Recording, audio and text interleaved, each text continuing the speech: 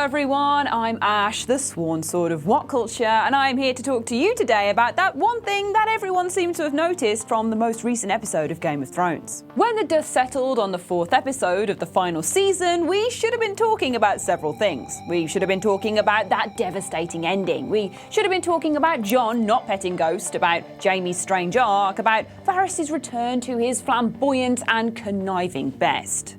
But no, that isn't what we're talking about.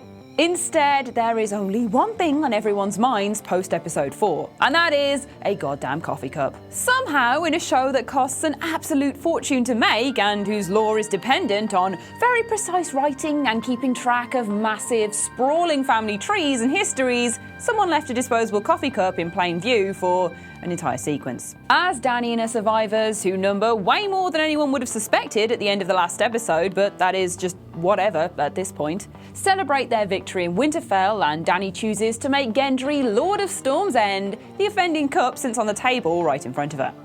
Clearly, Emilia Clarke needed the pep of caffeine to help her get through the energetic and tense scene that starts to unpick her character's mental state. But quite how nobody saw the cup sitting there for the entire scene, including Clarke herself sitting mere inches away from it, is just plain ridiculous. And for it to then somehow make it through the post-production, where they're making dragons and direwolves and scary white monsters and everything, they've gone through this quite a lot, nobody saw the cup to then edit it out and just get rid of it.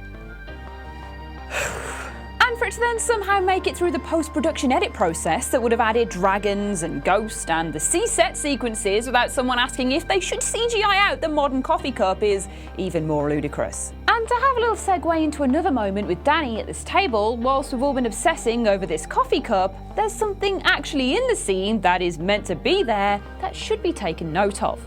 Deep in the background of the episode, whilst all the merrymaking goes down, Dany is actually writing a letter with a quill separately to the celebrations. Does this mean anything? Who could she be sending letters to? Is it a callback to her lover Daario, or are we going to see the fruits of this labour in another episode? We'll have to wait and see. Still, at least it gives us another meme to share around whilst the episode reactions fill up everyone's timeline. Starbucks will be delighted, and if they don't use this as an opportunity to cheekily market themselves, I mean, Starkbooks writes itself, then their marketing department really aren't up to much. But yes, that is all I'm here to tell you. That's your dose of Game of Thrones fun for the day, so do not forget to like, share, subscribe, and I'll see you again soon on the various other podcast videos and Got Culture good stuff we have got coming for you. Vala Morghulis. Yes, I do say that weird.